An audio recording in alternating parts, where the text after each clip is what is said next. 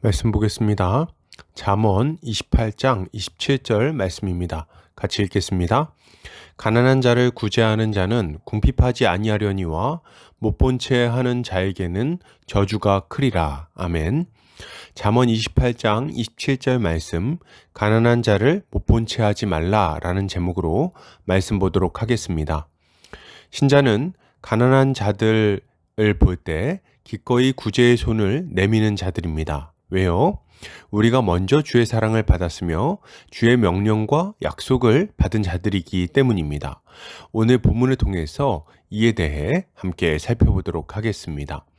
오늘 잠언 기자는 가난한 자를 구제하는 자는 궁핍하지 아니하려니와 못 본 채 하는 자에게는 저주가 클 것이라고 말합니다.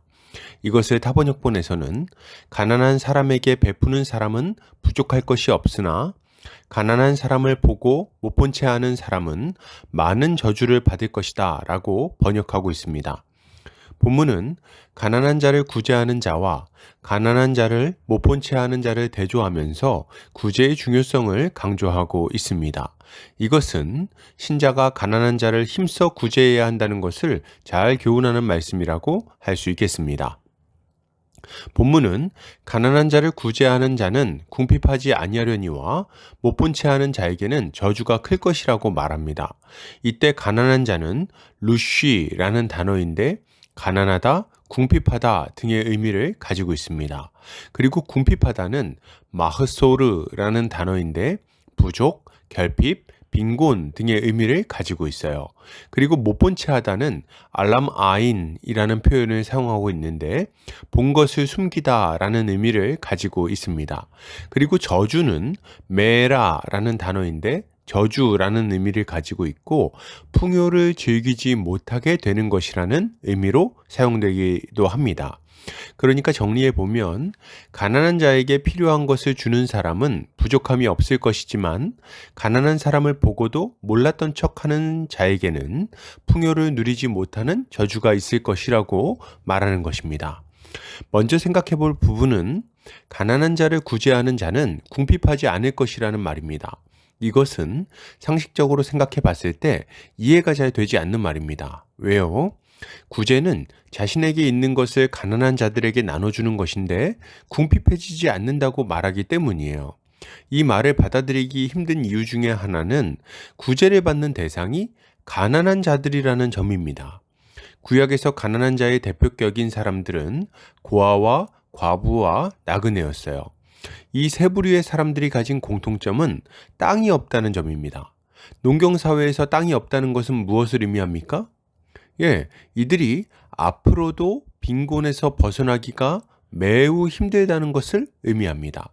그러니까 이들을 구제한다 해도 나중에 그에 대해 보답을 기대할 수가 없다는 거죠. 어느 정도 먹고 살 만한 사람들에게 구제하면 그들이 나중에 이자를 쳐서 갚을 것입니다. 잠시 사정이 안 좋을 수는 있지만 풍년이 들면 얼마든지 갚을 수 있다는 거죠. 그러나 가난한 사람들은 그렇지 않습니다. 이들은 미래가 없어요. 그러니까 가난한 자에게 구제한다는 것은 장기적인 투자가 아니라 일방적인 소비라고 볼 수 있는 것입니다. 그러면 사람마다 소출의 양이 정해져 있는데 가난한 사람에게 베풀기를 좋아하면 어떻게 되겠습니까? 당연히 가난해지겠죠. 혼자 먹을 때보다 먹을 게 부족하게 되는 것은 너무 당연하지 않겠습니까? 그런데 정말 놀랍게도 본문은 그렇지 않다고 말하는 거예요. 가난한 자를 아무리 구제한다 해도 궁핍해지지 않을 것이라고 말하는 것입니다. 이게 어떻게 가능한 일일까요? 그 이유는 분명합니다. 전능하신 하나님께서 그를 들어 사용하시기 때문이에요. 하나님은 출애굽한 이스라엘 백성들에게 하나님의 말씀을 청종하면 풍성한 복이 임하게 될 것이라고 약속하십니다.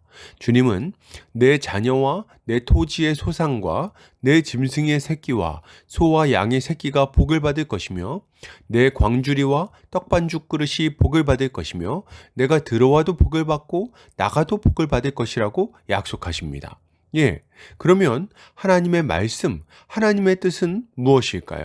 율법을 말합니다. 그리고 모든 율법은 하나님을 사랑하고 이웃을 사랑하는 것으로 요약되죠. 그러니까 만약 우리가 하나님의 말씀대로 이웃을 사랑으로 섬긴다면 하나님은 약속대로 우리의 필요를 넉넉하고 넘치도록 채워 주시는 거죠.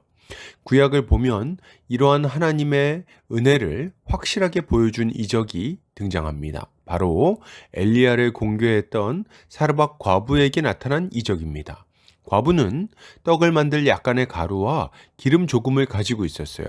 그것으로 떡을 만들어서 자기 아들과 함께 먹고 그냥 마지막으로 먹고 죽으려고 생각하고 있었죠. 그러나 그녀가 그것으로 엘리야를 먹이자 통의 가루와 병의 기름이 떨어지지 않았습니다.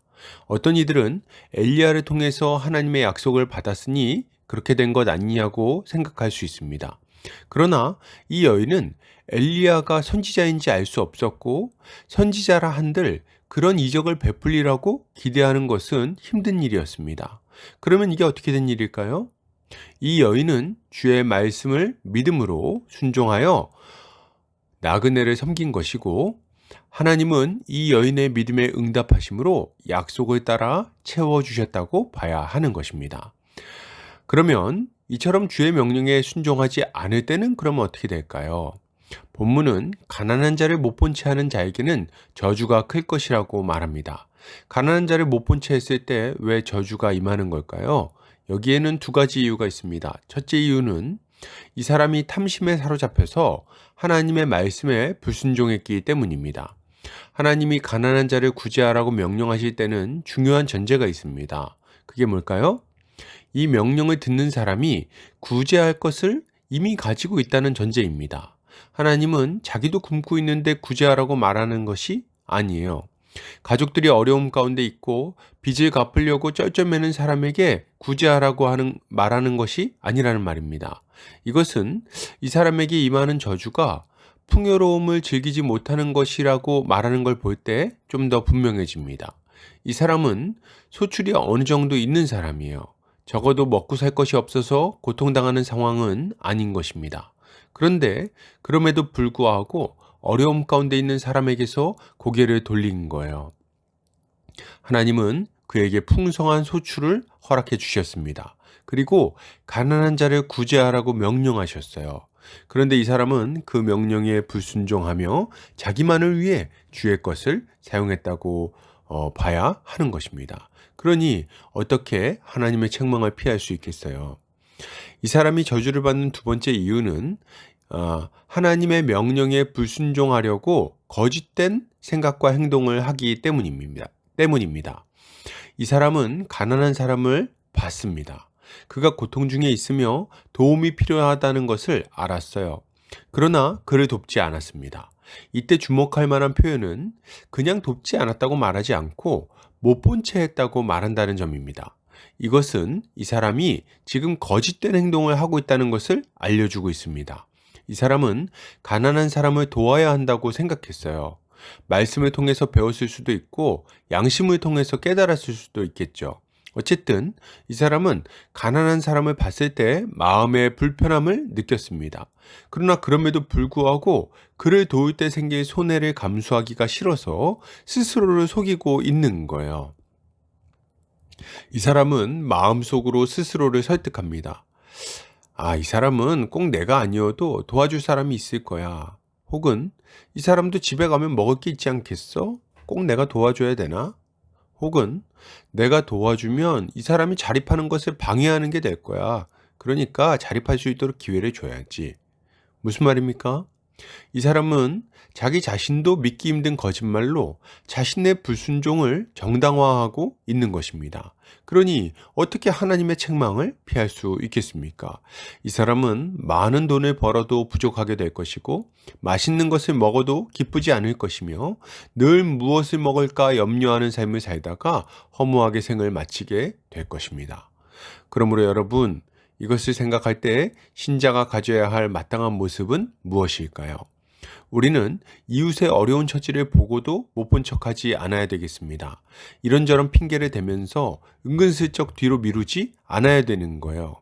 누군가 도울 것이고 언젠가 도울 것이라는 말은 당장 추위에 떨며 도움을 구하는 사람에게 참 잔인한 말입니다. 우리는 누군가 언젠가는 도울 것이라고 말할 것이 아니라 내가 지금 도울 것이라고 말해야 하는 것입니다. 여러분, 손을 벌려서 공경에 처한 이웃을 도웁시다. 추위를 걱정하는 이웃에게 옷가지를 가져다 주고 내일 끼니를 걱정하는 이들에게 먹을 것을 나눠줍시다. 처음부터 대단한 도움으로 시작할 필요는 없습니다. 조그마한 것부터 섬기기 시작해도 좋아요. 우리의 작은 도움이 누군가에게는 주님의 사랑을 느끼게 하는 통로가 될 것이고 하루를 견뎌낼 수 있게 하는 힘이 될 것입니다. 결론을 드립니다. 여러분, 못 본 척 스스로 속이지 말고 손을 벌려 구제합시다. 우리가 구제를 위해 손을 내밀 때 우리의 손은 주님의 손이 될 것이고 우리가 이웃의 어깨를 감싸 안을 때 우리의 품은 주님의 품이 될 것입니다. 오늘도 주님의 지혜로 승리하는 성도님들 되시기를 주의 이름으로 축복합니다.